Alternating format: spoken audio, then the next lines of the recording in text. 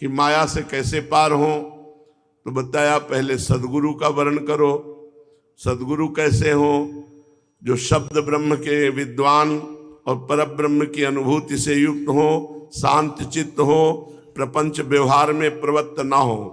तो सदगुरु की कृपा का आश्रय लेकर उन्हें अपना भगवान, अपना प्रीतम, अपना परब्रह्म परमात्मा मान करके पहले अपने शरीर से अनासक्ति सीखे, फिर भक्तों से कैसे प्रेम किया जाता है ये सीखे, फिर गुरुदेव से भक्ति की क्रियात्मक शिक्षा सीखे, फिर मिट्टी जल आदि से बाह्य शरीर की पवित्रता और छल कपट आदि के त्याग से भीतर की पवित्रता, अपने धर्मानुष्ठान का पालन करने में जो ठंडी गर्मी, मान अपमान, दुख सुख मिलता है उसको सहन करना, अधिकतर मौन रहना, अपने इष्ट ग्रंथ का स्वाध्याय करना, स्वभाव सरल बना लेना,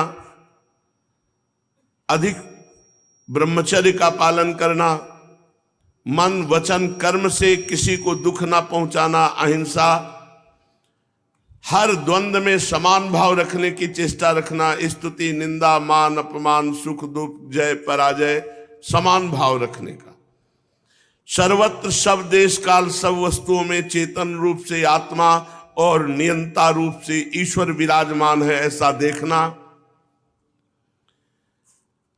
अकेला जीने का स्वभाव बना लेना, असंगोहम, ये मेरा घर है ऐसा भावना रखना, ठाकुर जी की कुटिया में सेवक हूं।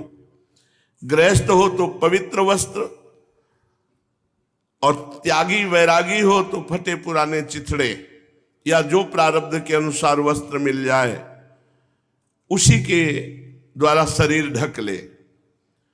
भगवान की प्राप्ति का मार्ग बताने वाले शास्त्रों में श्रद्धा और किसी शास्त्रों की निंदा न करना,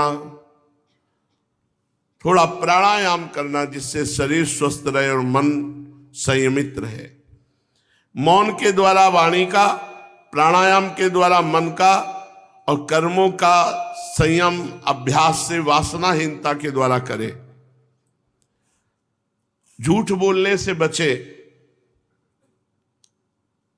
झूठ बोलना एक स्वभाव में आ गया है।